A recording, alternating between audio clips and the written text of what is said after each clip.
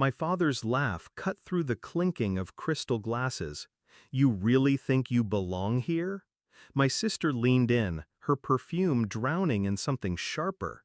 "She smells like pig manure," she whispered, just loud enough for the table to chuckle. The waiter froze mid-step.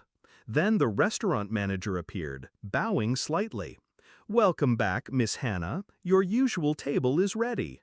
My father choked on his wine. Hashtag 2 years earlier. The first time I sat at this table, I wasn't a Miss Hannah. I was just Hannah, the farm girl who wore department store dresses and nervously checked price tags before ordering. It was my father's birthday. I'd scraped together 2 months' savings just to treat them here. He'd arrived with my stepmother, my perfect sister, in tow, the kind of beauty that photographs couldn't quite catch. They smiled, but not at me. Their smiles were meant for each other. That night, my father barely touched the meal I'd paid for.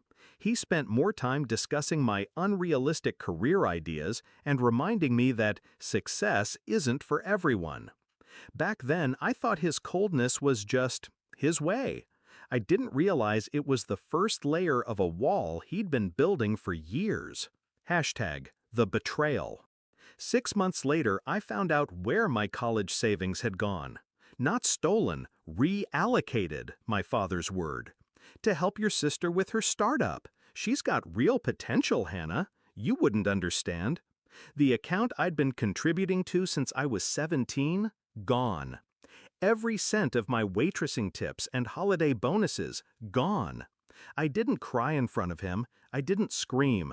I went home, locked the door, and sat in the dark until the silence stopped feeling like a weight and started feeling like a weapon. Hashtag the plan. I could have taken him to court. I didn't. Court would have given him the satisfaction of seeing me beg for what was mine. Instead, I found another way. First step, work in silence. I quit my job at the cafe and started working at the very restaurant he liked to brag about. Not as a waitress, but as a hostess. That's how I met the owner, Mr. Lang. I learned which wines my father ordered, who he dined with, and how much he liked to spend. Second step, position myself. Mr. Lang owned more than this restaurant. He had properties, investments, and, as it turned out, a vacancy for an assistant. I took the job. For the next year, I learned everything. Contracts, client negotiations, the kind of wealth that wasn't loud but permanent. Third step, own something. With the money I was earning, far more than my father assumed, I bought into one of Mr. Lang's smaller ventures. Quietly. No big announcements. Hashtag the invitation. When Mr. Lang retired, he sold the restaurant. Not to a stranger, to me. It wasn't charity. I'd earned every share, every signature, every piece of this place. I kept the staff, the recipes, the wine list. I changed one thing, the reservation policy. Only members or guests of members could dine here now.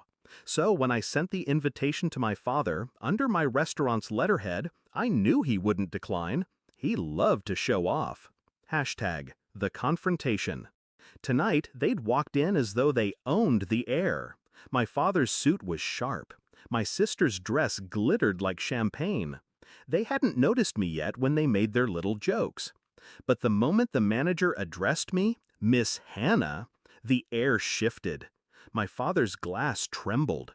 "Our usual table?" I asked, keeping my voice polite, professional.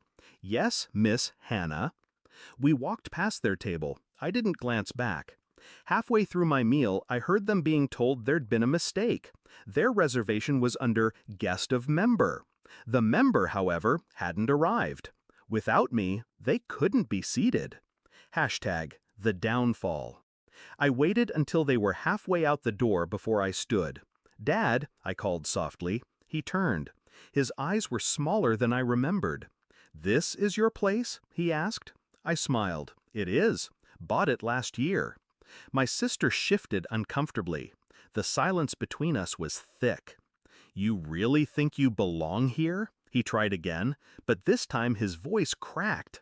I leaned closer. I don't think, Dad. I own here. #the release. They left without eating.